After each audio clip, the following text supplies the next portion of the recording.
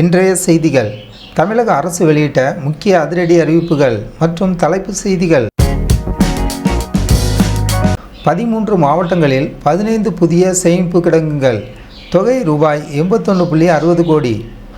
செங்கல்பட்டு, கோயம்புத்தூர், தஞ்சாவூர், சேலம், கடலூர் உள்ளிட்ட 13 மாவட்டங்களில் குடிநீர் மற்றும் அடிப்படை வசதியுடன் கூடிய 31,000 டன் கொள்ளளவு கொண்ட 15 புதிய சேமிப்பு கிடங்குகள் அமைக்கப்பட உள்ளன. இதன் மூலம் உணவுப் பொருட்கள் இன்னும் பாதுகாப்பாக சேமிக்கப்படும். அதிநவீன வசதிகளுடன் 3 புதிய கிடங்குகள். தொகை ரூபாய் 13.50 கோடி. அரியலூர், நாமக்கல் மற்றும் மேட்டுப்பாளையம் ஆகிய இடங்களில் தலா 3,400 டன் கொள்ளளவு கொண்ட 3 நவீன சேமிப்பு கிடங்குகள் உருவாக்கப்பட உள்ளன. இது விவசாயிகளுக்கு கூடுதல் சேமிப்பு பலனை தரும். சேமிப்பு கிடங்குகள் சீரமைப்பு மற்றும் பராமரிப்பு பணிகள். தொகை ரூபாய் 12.61 கோடி. திருப்பூர், விழுப்புரம், திண்டுக்கல், திருநெல்வேலி, திருச்சி உள்பட பல்வேறு இடங்களில் உள்ள சேமிப்பு கிடங்கு வளாகங்களில் பழுது பார்க்கும் பணிகள் மற்றும் மின்தடை ஏற்படும் போது தடையின்றி இயங்க ஜெனரேட்டர்கள் பொருத்தப்படும். சுமை தூக்கும் தொழிலாளர்களுக்கு ஓய்வறைகள். தொகை ரூபாய் 1.89 கோடி. வெயிலிலும் மழையிலும் உழைக்கும் சுமை தூக்கும் தொழிலாளர்களின் நலன் காக்கும் வகையில் பல கிடங்கு வளாகங்களில் நவீன ஓய்வறைகள் கட்டப்பட உள்ளன. குறிப்பாக வத்தலக்குண்டில் கழிவறை வசதியுடன் கூடிய ஓய்வறையும் அரியலூரில் சுற்றுச்சுவரும் அமைக்கப்படும். உணவு தானிய பாதுகாப்பு. 6,000 அடி கட்டைகள். தொகை ரூபாய் 1.44 கோடி. தரைவழி ஈரப்பதம் தாங்கி உணவு தானியங்கள் சேதமடையாமல் இருக்கவும் நல்ல காற்றோட்டம் கிடைக்கவும் 12 சேமிப்பு கிடங்குகளுக்கு 6,000 மரத்தாலான அடிக்கட்டைகள் வழங்கப்படுகின்றன. முழு நேர பாதுகாப்பிற்காக சிசிடிவி கேமராக்கள். தொகை ரூபாய் 1.25 கோடி. 18 சேமிப்பு கிடங்குகளுக்கு வளாகங்களில் வைக்கப்படும் உணவு தானியங்களின் பாதுகாப்பை உறுதி செய்யும் வகையில் நவீன கண்காணிப்பு கேமராக்கள் பொருத்தப்பட்டு முழு நேரமாக கண்காணிக்கப்படும். கிடங்கு பணியாளர்கள் திறன் மேம்பாட்டு பயிற்சி. தொகை ரூபாய் 5 லட்சம். கிடங்குகளில் கையாளப்படும் நவீன தொழில்நுட்பங்கள் மற்றும் நிர்வாக முறைகள் குறித்து பணியாளர்களுக்கு சிறப்பு திறன் மேம்பாட்டு பயிற்சி அளிக்கப்பட உள்ளது. ரூபாய் 81 கோடியில் 100 புதிய நேரடி நெல் கொள்முதல் நிலையங்கள். தொகை ரூபாய் 81 கோடி.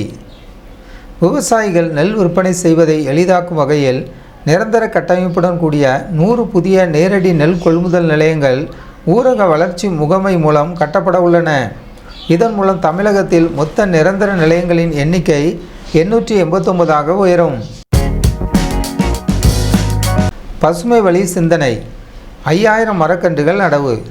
இயற்கை சூழலை மேம்படுத்தும் திட்டம்.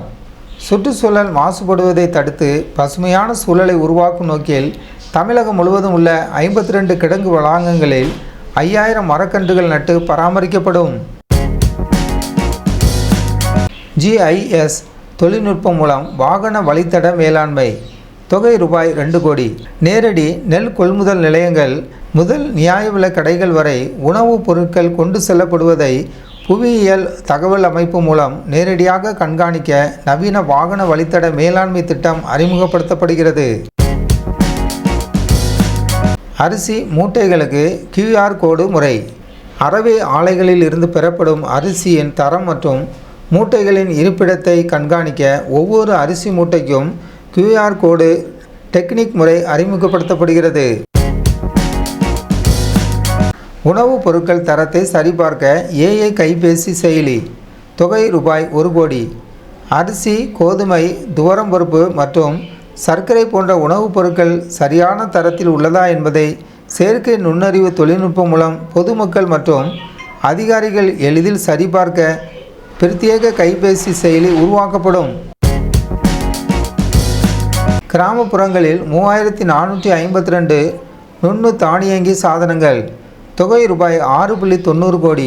வங்கி வசதி குறைவாக உள்ள கிராம பகுதிகளில் சேமிப்பு கணக்கு தொடங்குதல், வைப்புகள் மற்றும் அடிப்படை வங்கி பண பரிவர்த்தனைகளை எளிதாக்க தொடக்க வேளாண்மை கூட்டுறவு கடன் சங்கங்களில் மைக்ரோ ATMகள் நிறுவப்படும்.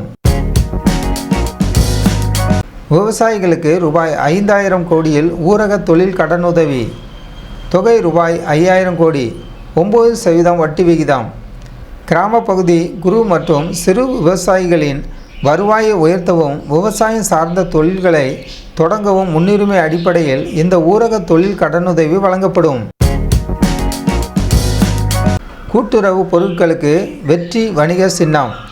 கூட்டுறவு நிறுவனங்கள் உற்பத்தி செய்யும் அனைத்து பொருட்களின் தரத்தை உயர்த்தி சந்தையில் நுகர்வோர் மத்தியில் பிரபலமாக்கும் வகையில் வெற்றி என்ற புதிய பொதுவான வணிக சின்னம் அறிமுகப்படுத்தப்படும். மகளிருக்காக ரூபாய் 7015 கோடியில் சிங்கப்பெண்கள் கடன் திட்டம். தொகை ரூபாய் 7015 கோடி.